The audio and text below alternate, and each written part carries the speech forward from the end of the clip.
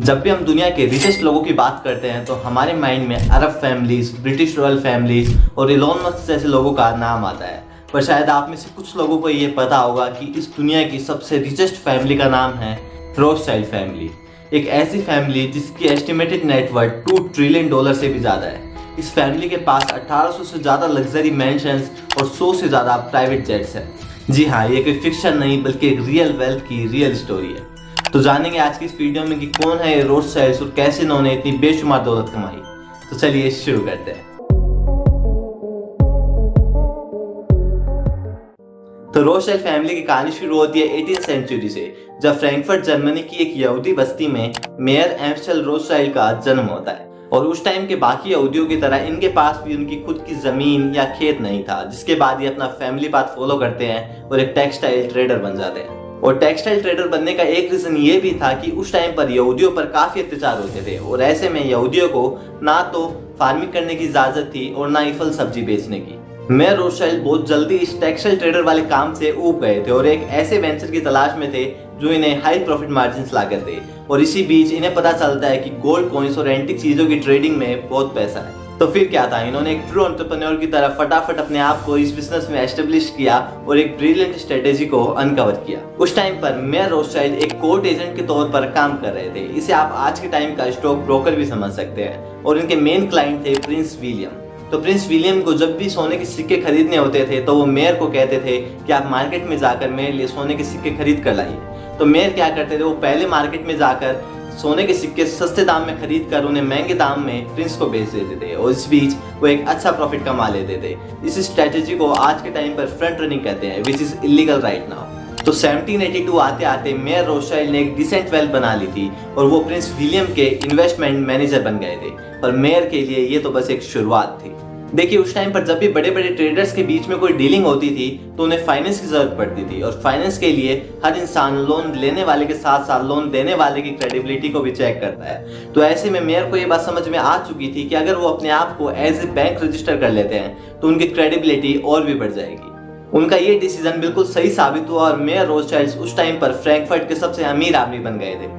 पर मेयर के लिए ये भी काफी नहीं था। उन्होंने पैसे तो बहुत कमा लिए थे पर अब उन्हें एक लीगेसी बनानी थी। वो एक ऐसी विरासत छोड़कर जाना चाहते थे जिससे लोग उन्हें और उनकी फैमिली को कई सालों तक याद रखें। He is always like what next. और मुझे लगता है यही वो ट्रेट है जो किसी भी इंसान को अल्ट्रा सक्सेसफुल बनाता है। दोस्तों, एक टाइम पर आने के बाद गेम पैसों का रहता ही नहीं है। वो आपका स्कोर मेंटेन करने के लिए सही है, but it's about achievement. It's about like winning a game.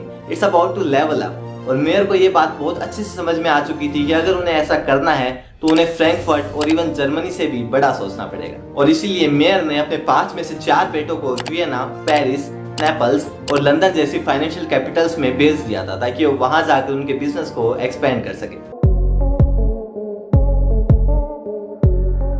Early 1800s में अलग अलग कॉन्टिनेंट में अपनी कॉलोनी होने के कारण ब्रिटेन एक सुपर पावर की तरह उभर रहा था।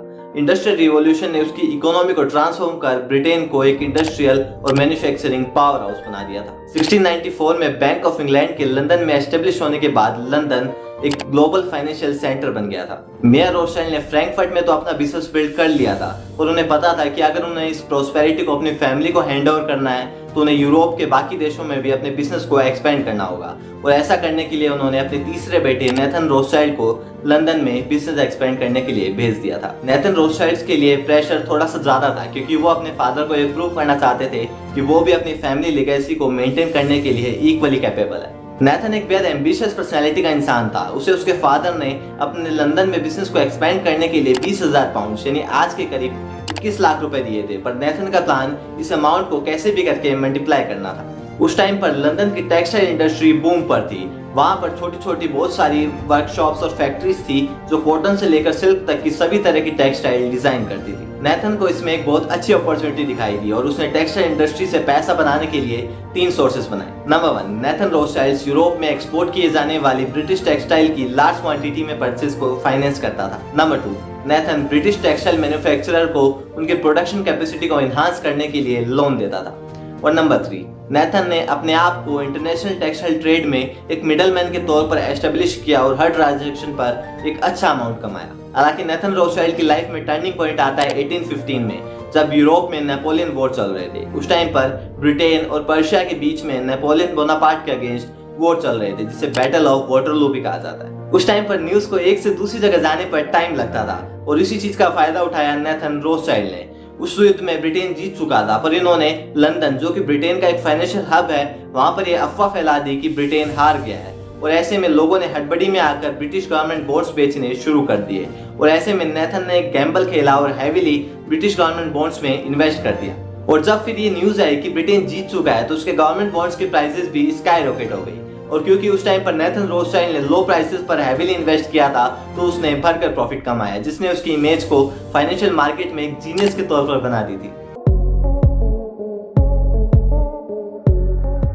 रोथस्चाइल्ड का इन्फ्लुएंस केवल फाइनेंस तक सीमित नहीं था, ये आर्ट के भी शौकीन थे और इन्होंने बड़े बड़े आर्टिस्ट, कंपोजर्स और राइटर्स को भी स्पॉन्सर किया। ये समाज सेवा में भी अपना पूरा योगदान देते हैं by funding hospitals, schools and other charitable institutions. हालांकि दोस्तों, इनकी अपार दौलत बहुत सारी कंट्रोवर्सीज और कॉन्स्पिरेसी थ्योरीज को भी अट्रैक्ट करती है।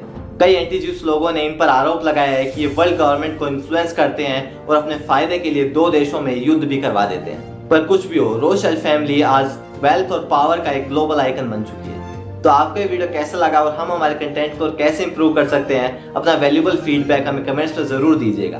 और ऐसे वीडियोस देखने के लिए हमारे चैनल को सब्सक्राइब कर लीजिए, क्योंकि ये आपके लिए तो फ्री है, पर इससे मुझे और वीडियोस बनाने का मोटिवेशन मिलता है। मिलते हैं नेक्स्ट वीडियो में। टिल द टाइम, जय हिंद, जय भारत।